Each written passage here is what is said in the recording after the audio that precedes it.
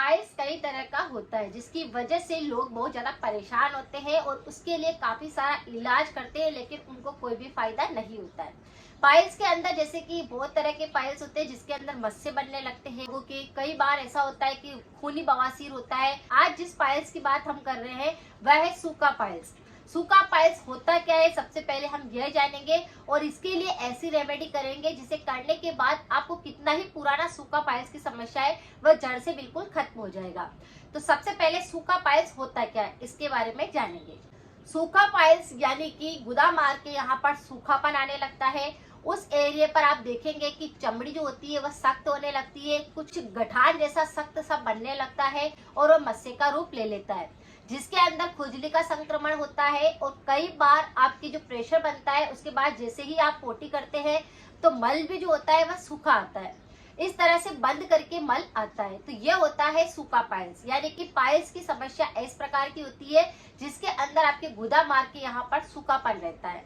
वहाँ का पूरा सूखा एरिया तो रहेगा लेकिन साथ में कई बार खिंचाव महसूस होता है। जैसे ही मल त्याग करने की सोचते हैं पहले ही दर्द शुरू हो जाता है और जब मल त्याग कर देते हैं उसके बाद भी ऐसे व्यक्तियों को काफी लंबे समय तक दर्द महसूस होता है। अगर आप बैठ करके किसी प्रकार के काम को करते हैं तो आप बैठेंगे उस एरिया पर भी आपको दर्द महसूस होगा। सूखा पाइल्स अगर होगा तो ये सारी की सारी चीजें आपके साथ होती होगी। मस्से वहां पर अपने आप बनने लगते हैं और फिर वो सूख करके खिलने लगते हैं यानी गिरने लगते हैं। इस तरह से सूखा पाइल्स की समस्या पनपती है। ये होती किस कारण है सबसे पहले हम ये जानेंगे।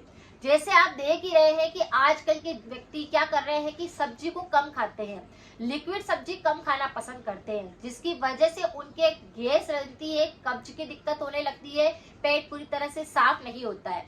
जब आप खाना खाते हो और अगर अच्छे से आपने सब्जी का प्रयोग किया है और लिक्विड वाली सब्जी ज्यादा खाई है और अगर साथ में आपने रोटी को उसमें अच्छे से मिक्स करके खाया है तो आपको ये दिक्कत नहीं होती।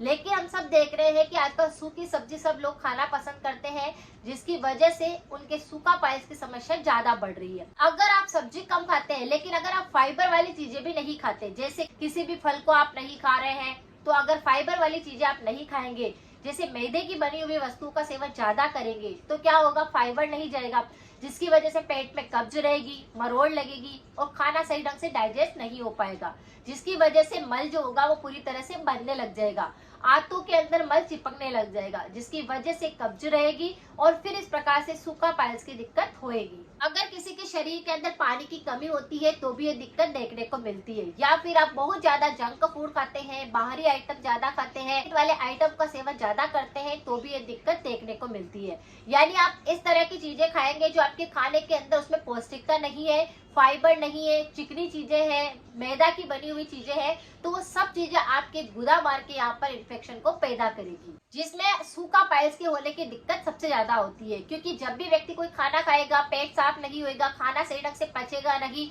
और वहां पर पोटी भी अगर आप कर रहे हैं तो पूरी तरह से सख्त आ रही है तो उसकी वजह से वहां पर छिलने लग जाएगी स्किन, वहां पर जोड़ लगाने की वजह से मस्सा फूल जाएगा, बाहर निकल जाएगा, इस तरह की दिक्कत देखने को मिलेगी।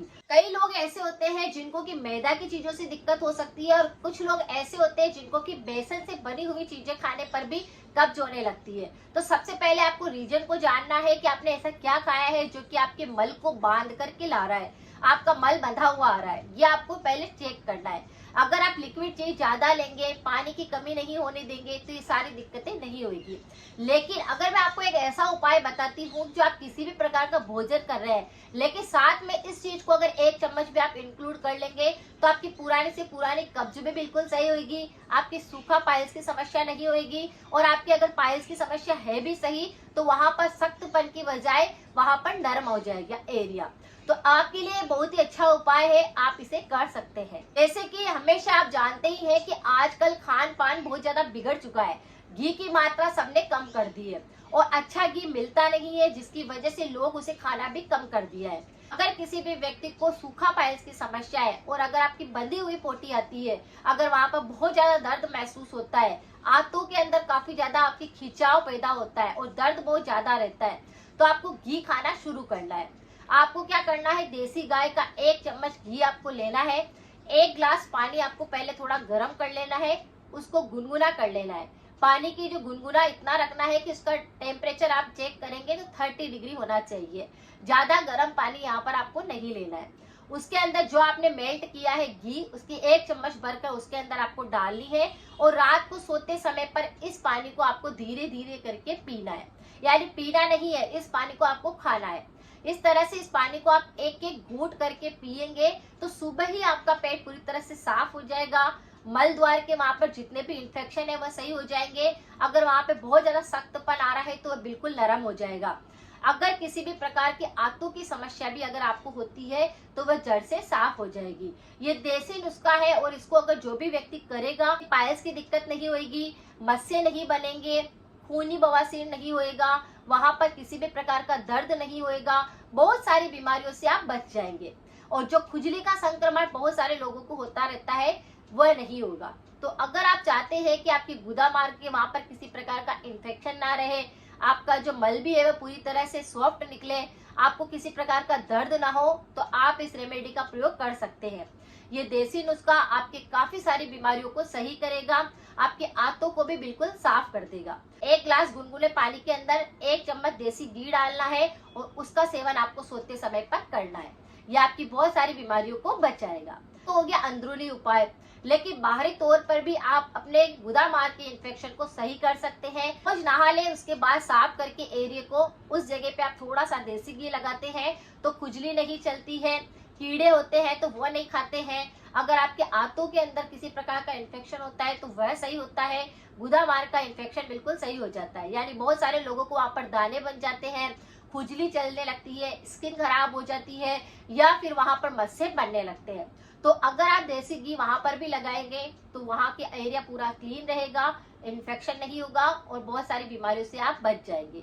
तो खाना भी आपको देसी घी है और लगाना भी आपको देसी घी है। यह आपकी बीमारी को बिल्कुल ठीक कर देगा। जिस किसी व्यक्ति को सूखा पायल्स की दिक्कत होती है वह रेमेडी तभी काम करेगी जब आप कुछ परहेज करेंगे। परहेज आपको क्या करना है, चिकनी चीजें आपको बिल्कुल नहीं खानी है, मैदा से बनी हुई चीजें आपको नहीं खानी है। आपको ध्यान रखना है कि आपको किस वस्तु से कब्ज रहती है, जैसे आलू से कब्ज है, चावल से कब्ज है, बेसन से कब्ज है, तो आपको उन चीजों का प्रयोग भी नहीं करना है। बाहरी पैकेट वाले आइटम हो गया, तला हुआ हो गया, इनको आपको नहीं खाना है। और हो सके तो लिक्विड चीजें ज्यादा लेनी है, जिसमें फाइबर बहुत ज्यादा हो, ऐसी चीजें आपको खानी है। जूस अगर आप लेते हैं तो उसके बजाय आप मौसमी को, जैसे जूस बनाकर लेते हैं तो उसकी बजाय आप मौसमी को छीलकर खाना शुरू करें।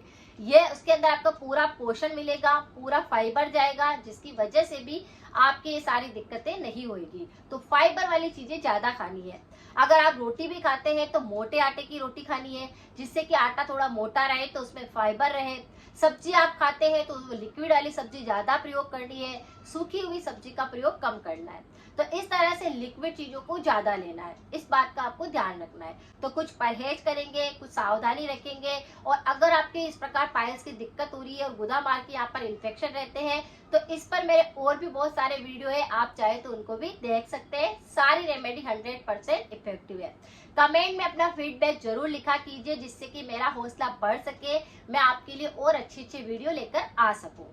अगर जानकारी कुछ यूजफुल रही है तो सभी के साथ जरूर शेयर करें। मिलते हैं फिर नेक्स्ट जानकारी के साथ में। Thank you so much.